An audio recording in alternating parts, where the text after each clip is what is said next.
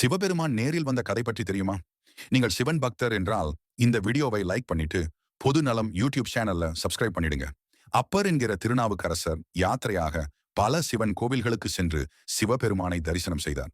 ஒரு முறை அப்பருக்கு கைலாயம் சென்று சிவபெருமானின் திருக்கோலத்தை தரிசிக்க வேண்டும் என்ற ஆசை வந்தது. வயதான நிலையிலும் இரவு பகல் பாராமல் கைலாயத்தை நோக்கி நடந்து சென்றார். வெகு தூரம் செல்ல செல்ல அவர் பாதங்கள் தேய்ந்தது. அதனால் ஊர்ந்து சென்றார். கை கால் முட்டி என்றெல்லாம் தேய மார்பால் ஊர்ந்து நகர தொண்டங்கினர். உடம்பெல்லாம் கிழிந்து ரத்தம் கொட்டுகிறது. இருப்பினும் நிறுத்தாமல் எப்படியாவது சிவபெருமானை பார்த்துவிட வேண்டும் என்று உருண்டு புரண்டு கைலாயத்தை நோக்கி செல்கிறார் அப்பர். இதை கண்ட சிவபெருமான் முனிவர் ரூபத்தில் அப்பர் முன் வந்து, மானிடர்களால் கைலாய காட்சி காண முடியாது, நீங்கள் வந்த வழியே திரும்பி சென்று விடுங்கள் என்று கூறினார். அதற்கு அப்பர், என் உயிரே போனாலும் பரவாயில்லை, என் உயிரான சிவபெருமானை தரிசிக்காமல் திரும்பி செல்ல மாட்டேன் என்று கூறுகிறார். அப்பரின் பக்தியை கண்டு கண் கலங்கி நின்ற சிவபெருமான் தன் தோற்றத்தை வெளிப்படுத்தினார். பின் அப்பரை பொய்கை நதியில் மூழ்கி எழுந்திரு என்று கூறுகிறார். அப்பர் பொய்கையில் மூழ்கி எழுந்த இடம்தான் திருவையாறு.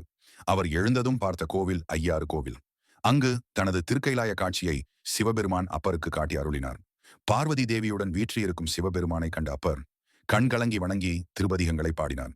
இது நடந்தது ஆடி அமாவாசை நாளன்றுதான். அப்பருடைய பக்தியால் திருக்கைலாயத்தையே திருவையாறுக்கு கொண்டு வந்தார் சிவபெருமான்.